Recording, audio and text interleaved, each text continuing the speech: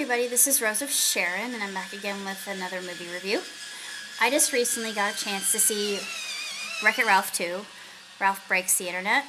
It should have been called Ralph Wrecks the Internet, but small nag. I still feel that this one surpasses the first Wreck-It Ralph by leaps and bounds, and I'm not going to say why for obvious reasons. But if you're a fan of Disney, if you're a fan of Marvel, if you're a fan of inside jokes and Easter eggs and the fact that the movie does become a little bit meta, which I thought was absolutely brilliant. I feel like the film itself was hilarious, and there were a lot of really good laugh out loud moments, and I feel like there was a lot of heartfelt scenery with Ralph and Vanellope. And I'm not going to go into why, but the plot itself lends itself to it. And, of course, my friend says, I don't see how there could be a third one. Actually, I could, honestly, but I'm not going to divulge the reason as to why. It's all too obvious to me, but maybe P just doesn't see it. But Disney would be very short-sighted if they didn't make a sequel, because I think Ralph is one of those franchises that a lot of people can enjoy. The gamers, the YouTubers, they have a version of it called BuzzTube. Be on the lookout for I Has Cupquake and Miranda Sings. And of course, people who aren't familiar or as familiar with YouTube probably wouldn't catch the references right away. There was an avatar in the movie that looked quite a bit like PewDiePie, and I'm thinking, did they contact him first and think to themselves, we could go with a lesser known and maybe we would get more of a fan response from a bigger demographic, because a lot of people know who Miranda Sings is, or I Has Cupquake, and we pull in a lot more revenue that way. Maybe, I don't know. Personally, I would have gone with Pewdie, but still, I think that it was a good choice to have Miranda and Cupquake in there, just because I knew who they were, and I had a fangirl moment over both. I said, Jesse, hey, that's I Has Cupquake. Who? You don't know who I Has Cupquake is? I mean, every gamer knows who she is. She doesn't just do playthroughs, but she does a lot of just vlogs like the Shaytards do. I love the Shaytards still to this day, and the Haby family. Yeah, they're the well-knowns. This is the lesser, and still quite great. I'm glad that they went with the more uncommon YouTuber, because I think that's the everyman. What else can I say about the movie? There is a lot, and I mean a ton. This is the type of movie, like Ready Player One, that requires multiple viewings just to soak in everything, all the Easter eggs. There was so much, even the Stan Lee cameo, which I didn't know about until I saw the video, and I thought, oh, really? Well, Marvel is involved. I figured since they had the Star Wars universe that they would also incorporate Marvel, since Marvel is part of Disney now, the Mogul. But it's going to be intriguing to see what will happen once they acquire Fox, because we all know that they've already done it. But yes, they've become a monopolizing giant. Needless to say, they are a force to be reckoned with. But I'm not going to go into the obvious reason I enjoy this film, other than Vanellope. She's my ultimate favorite character, and it's a good teaching lesson. It's good just for all of us in general, I think, as a part of friendship. And there are a lot of really good pedantic moments in the movie itself that I think are absolutely imperative. Especially, there is a part, I'm not going to say when it takes place, but it's very interesting, and Yeah, I've actually been through that myself, so I know what Ralph feels like. And it's like I told my friend, I always get the same three thumbs down, but I don't know who's doing it, and I don't rightly care. But honestly, if you don't like my films, if you don't like my reviews, if you don't like um, the content that I'm putting out, um, you don't have to watch it. But you're still giving me views, so good on you.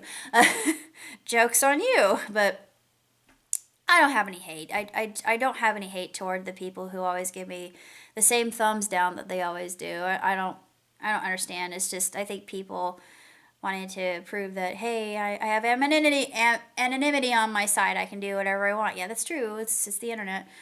But I don't really pay attention to that. It's always the same three people, whoever they are.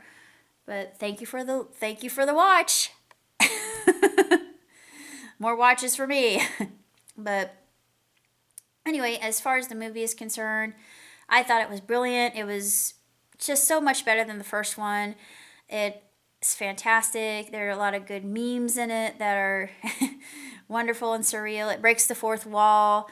There's a scene in it that was absolutely one of my favorite parts of the whole movie that I can't go into without spoiling it, so I won't. So, automatically, this deserves a 5 star out of me, even though a lot of things about it are kind of cliche. But there is a part that involves racing that brought me back to my younger days, and it just really invoked the nostalgia of Twisted Metal. If you ever remember that game, I thought this is a lot like that, and it was like a combination of GTA mixed with Twisted Metal, along with other driving games that were really popular. But it's more reminiscent of those two particular games. And I thought, ooh, they're getting into really dark territory here. Seriously, and they got away with it. It was more PG version, but still it's that whole lawless kind of I guess I could say anarchy. I really love the pop-up ads in the internet. They were hysterical, especially Spamly. I felt really sad for him because it's sort of like with telemarketers in real life. They just want to make a living and they have families to support. So I'm nice to them. I don't always, I'm truthful, and more often than not, the truth will set you free and they'll leave you alone. It's gotten me out of a lot of telemarketing calls. Excuse me. But movie itself, two thumbs way up. The song at the end, I love that song. It was just tremendous. The soundtrack was to die for. I won't go too much into the plot because the plot is very straightforward, and yes, there are some moments that are to be expected and they are predictable, but the antagonist is something that you don't really expect, and you think, oh yeah, well this makes sense, and it's actually very unsettling to see, especially on a big screen. I saw it in Dolby Surround, so yeah, it was very, very unnerving and extremely eerie. Very ominous and horror esque. I like that though because I do enjoy a good psychological scare here and there. Every so often, it's good for me. But animated films are some of my favorites just because it's what I grew up with, and this was a throwback to everything that I had grown up with as a child. Won't go into the obvious reasons. It's blurringly obvious if you've seen the trailers.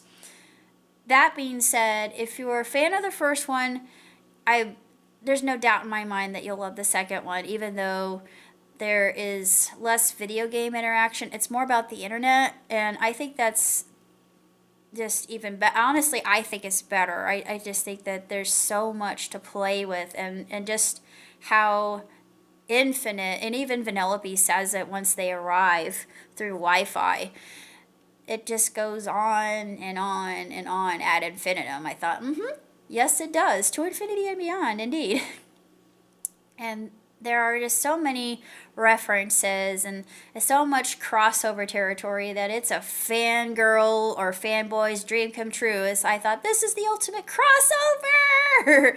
Happy days! But yeah, there are lots of really nice little surprises that I wasn't expecting. I won't go into what they are, but this is, like I said, this is a movie that deserves a second viewing just because there's so much detail. There's just is so much information coming at you all at once, just like the real internet, and it's a lot to digest. And it would be one of those movies that would have to go frame by frame, literally frame by frame, just to see every little Easter egg and every little reference that's actually used. But beyond that, it's a great romp. It's entertaining. It's heartfelt. It's sweet. It's uplifting. And it's really a good movie that you can take everybody to. There's something for everyone. But it might be a little bit scary for littler ones because there are some really dark moments within the movie itself that lend it to maybe a little bit more, shall I say, adult territory that I was kind of surprised about. I thought, this got into a PG rated film. It's almost PG 13 with some of the content. But I thought this is actually very accurate, and there's some moments that I thought, ooh, they're going down that route, and it surprised me, but I'm glad they did because they couldn't leave it out. They couldn't sugarcoat it. But it was rather amusing how they did it. There was a character that looked like something out of the internet as well from many memes, and I won't say which character that is, but you probably know who I'm talking about. Obvious, but nevertheless, this is a great movie, and it was so worth the wait. It exceeds, it excels, and it delivers far beyond my wildest dreams, especially with some characters that I really, really, really like. And Vanellope, she's a very plucky heroine, yet she shows vulnerability as well. And I also absolutely love Shank. And Yes is a very intriguing character as well. She's got maybe her security's name, her security or her attendant. I guess you would call him a gopher. He's definitely a gopher character because he's under her thumb. I mean, you could tell that there's some kind of tension in that relationship, even though it's kind of subtle. I thought, oh, yes. You are basically her cabana boy. Yet they don't really. I thought, whoa, that's interesting. But I love her. I don't know why. I like her design. I like the fact that they go to retro style with her hair. I thought, oh, girl, work it. But she's got this fiber optic coat that whenever she's really pleased or euphoric about something, it becomes illuminated. I thought, if only, I mean, if in reality, if something like that actually existed, I'd be buying it. But it was just, her clothing design was some of the coolest stuff I've ever seen. It was très chic. And normally I'm not into fashion, but she had a real eye for an ensemble. But yeah, I would say she's the most fashionable character. And there were a lot of jokes. There was one joke that Ralph made when he meets Yes that went totally over other people's head. I was just cackling, and so was my friend. I thought nobody else got that joke. But it was great. It was a lot of fun. It's just a very entertaining film. There are a lot of really good harrowing moments. It's got great action. And it's just the design of the characters in and of itself is absolutely flawless. So it's something I think that the whole family can enjoy without really being too worried about anything too subversive or controversial. Yeah, there are some feminist themes that are slipped in there, but they're harmless. but it's a great movie. It's tremendous, and I highly recommend it. And it should be seen by everybody. I think if you're a fan of the first one, more than likely you'll like the second one. And the second one is just chock full of all these references that, yeah, I'm gonna have to see it again. So there you go. Till next time, long and prosper. Ciao, tutti.